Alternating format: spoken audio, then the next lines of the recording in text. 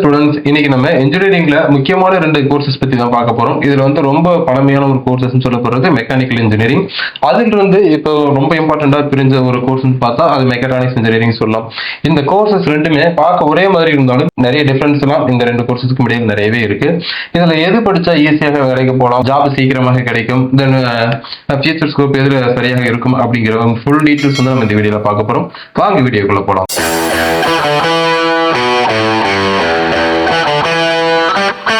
இது நம்ம ஃபர்ஸ்டா பார்க்க போற கோர்ஸ் வந்து பாத்தீங்கன்னா மெக்கானிக்கல் இன்ஜினியரிங். இந்த மெக்கானிக்கல் இன்ஜினியரிங் வந்து பாத்தீங்க அப்படின்னா ஃபுல் அண்ட் ஃபுல் மெஷினரி பத்தி படிக்கிற ஒரு கோர்ஸ்னு சொன்னாங்க. அதாவது ஒரு மெஷின் வந்து எப்படி மேனுஃபேக்சர் பண்றாங்க, அந்த மெஷினை வந்து நம்ம எப்படி கோர் மூலியமா உருவாக்கணும், அதை டிசைன் பண்ணணும், இயந்திரத்தையோ அல்லது அவங்களுக்கு தேவையான ஒரு விஷயத்தை நம்ம பண்ணி கொடுக்கறது கண்டிப்பா இந்த மெக்கானிக்கல் இன்ஜினியரிங் தாங்க சொல்லலாம். அந்த மாதிரி இயந்திரங்களை பத்தி ஃபுல் அண்ட் ஃபுல் படிக்கிறதுனால இது இயந்திரவியல் பொறியியல்னு சொல்றாங்க.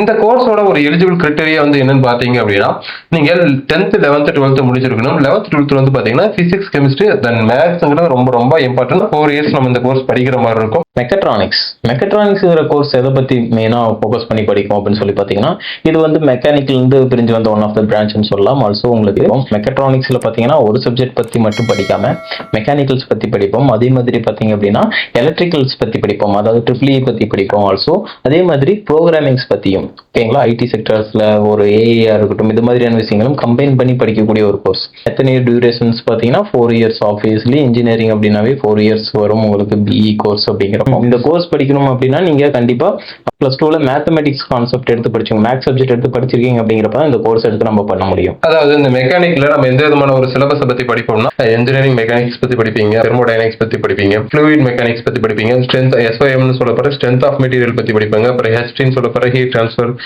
மெஷின் டிசைன், அதுக்கப்புறம் மேனுஃபேக்சரிங் ப்ராசஸ், அதுக்கப்புறம் பாத்தீங்கன்னா டைனமிக்ஸ் ஆஃப் மிஷினரி, அதுக்கப்புறம் மெக்கானிக்கல் வைப்ரேஷன்ஸ், இந்த மாதிரியான பேப்பர், ட்ரிபிள் பேப்பர், சிவில் பேப்பர்லாம் நீங்க படிக்கிற மாதிரி இருக்குங்க. இந்த மெக்கானிக்கல் இன்ஜினியரிங் நிறைய ஸ்கில்ஸ் டெவலப் பண்ணா மட்டும் தான் வந்து ஒர்க் கிடைக்கும்.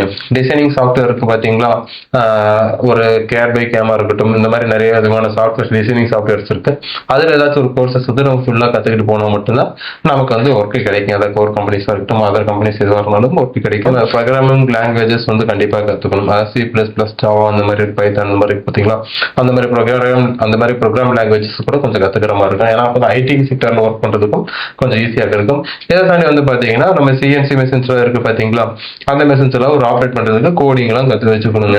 கவர்மெண்ட் செக்டர்ல என்னென்ன உங்களுக்கு ஜாப் ரோல்ஸ் இருக்கு அப்படின்னா, உங்களுக்கு டிஃபென்ஸ்ல வந்து பாத்தீங்கன்னா டிஆர்டிஓ, அதுக்கப்புறம் இந்தியன் ஆர்மியில நிறைய வேகன்சிஸ் இருக்கு. அதுக்கப்புறம் இந்த பப்ளிக் செக்டர்ஸ்ல வந்து பாத்தீங்க அப்படின்னா பிஹெச்இஎல், ஓஎன்ஜிசி, அப்புறம் கெயில், அதுக்கப்புறம் ஹெச்ஏஎல், இஸ்ரோ, இந்த மாதிரியான இது இருக்கு. அதுக்கப்புறம் ரயில்வேஸ், பேங்கிங் செக்டர்ல, இந்த வந்து பாத்தீங்கன்னா முனிசிபல் கார்பரேஷன்ஸ்ல நிறைய ஒர்க் இருக்கு. பிரைவேட் செக்டர் பொறுத்தவரையிலும் உங்களுக்கு வந்து நிறைய ஜாப்ஸ் கொட்டி கிடக்குன்னு சொன்னாங்க. அதாவது ஆட்டோமேட்டிவ் கம்பெனிஸ், வாகன உற்பத்தி, வாகன உதிரி பாகங்கள் உற்பத்தி இருக்கு பாத்தீங்களா, ஆட்டோமேட்டிவ் கம்பெனிஸ், ஆட்டோமொபைல் கம்பெனிஸ், இந்த மாதிரி நிறைய இருக்கு. அதுக்கப்புறம் ஏரோஸ்பேஸ் இன்ஜினியரிங், அப்புறம் மேனுஃபேக்சரிங் இண்டஸ்ட்ரீஸ், அப்புறம் எனர்ஜி செக்டர், அதுக்கப்புறம் ரொபாட்டிக்ஸ் அண்ட் ஆட்டோமேஷன்ஸ், இந்த மாதிரி நிறைய இது இருக்குங்க.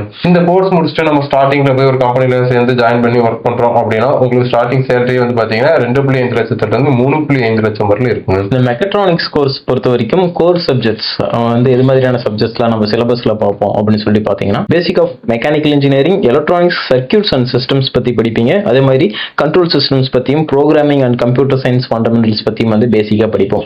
அதே மாதிரி பாத்தீங்க அப்படின்னா உங்களுக்கு ஸ்பெஷலைஸ்டு சப்ஜெக்ட்ஸாக பாத்தீங்கன்னா ரொபாட்டிக் அண்ட் ஆட்டோமேஷன்ஸாக இருக்கட்டும், சென்சார்ஸ் பத்தியும் வந்து ஆட்டோமேஷன்ஸ் பத்தியும் வந்து நம்ம மெயினாக படிப்போம். ஸோ உங்களுக்கு டெக்னிக்கல் ஸ்கில்ஸ் அண்ட் சாஃப்ட் ஸ்கில்ஸும் வந்து நல்லா இம்ப்ரூவைஸ் பண்ணிக்கணும். அதில் டெக்னிக்கல் ஸ்கில்ஸ் பொறுத்த வரைக்கும் பாத்தீங்கன்னா சாஃப்ட்வேர் டூல்ஸ் லைக் உங்களுக்கு கேடாக இருக்கட்டும், மேட்லேபாக இருக்கட்டும், பிஎஸ்சியாக இருக்கட்டும், இது மாதிரியான விஷயங்கள் எல்லாமே நீங்க வந்து இம்ப்ரூவைஸ் பண்ணிக்கணும் டெக்னிக்கல் சம்பந்தமா.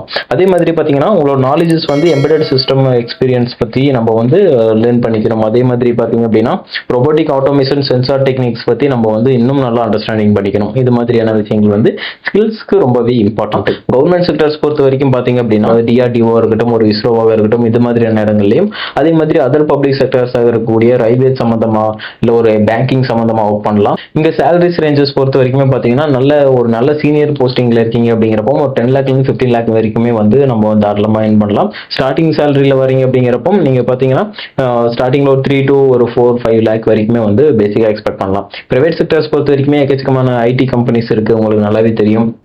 அதே மாதிரி பார்த்தீங்கன்னா ஒரு கோர் கம்பெனிஸ் மோட்டார் சம்மந்தமாக இருக்கக்கூடிய நிறைய கம்பெனிஸ் இருக்காங்க. ஐடி செக்டர்லையும் ஒர்க் பண்ணலாம், நீங்கள் மோட்டார் சம்பந்தமாக இருக்கக்கூடிய கம்பெனிஸ் ஒர்க் பண்ணலாம். ஒரு டாடா மோட்டார்ஸாக இருக்கட்டும், இதே மாதிரி எக்கச்சக்கமான கம்பெனிஸ் இருக்குது, கார் கம்பெனிஸ். இது மாதிரியான இடங்களில் ப்ரைவேட் செக்டர்ஸில் நிறைய ஒர்க் பண்ணலாம். ஹையர் ஸ்டடி பொறுத்தவரைக்கும் பார்த்தீங்கன்னா எம்ஏ பை எம்டெக்ல உங்களுக்கு தெர்மல் இன்ஜினியரிங், ரொபாட்டிக்ஸ், மெக்காட்ரானிக்ஸ் அப்படின்னு சொல்லிட்டு நிறைய ஸ்பெஷலிஸ்ட்ஸ் எல்லாம் இருக்கும்.